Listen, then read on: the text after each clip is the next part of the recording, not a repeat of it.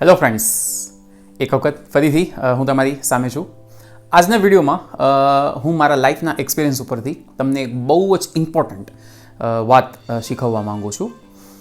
જો તમે હો કે હું કોઈ પણ વ્યક્તિ હોય લાઈફના કોઈ સ્ટેજમાં, કોઈ સમયમાં પોતાની જાતને, પોતાના સેલ્ફને ફસાયેલો, સ્ટક ફીલ કરતો હોય છે because of any reason, any person, any situation.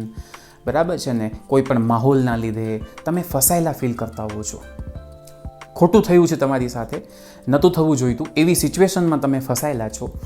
તમે કોન્સ્ટન્ટ એ જ વસ્તુઓના વિચાર કર્યા રાખો છો. એ ઘટના ઘટી ગઈ છે, છતાં પણ તમે એ વસ્તુના વિચાર કરો છો, તમે એનો સોલ્યુશન શોધવા માંગતા હો છો. તો સૌથી પહેલી બહુ ઇમ્પોર્ટન્ટ વસ્તુ હું તમને આજે કહેવા જઈ રહ્યો છું વિથ માય એક્સપિરિયન્સ.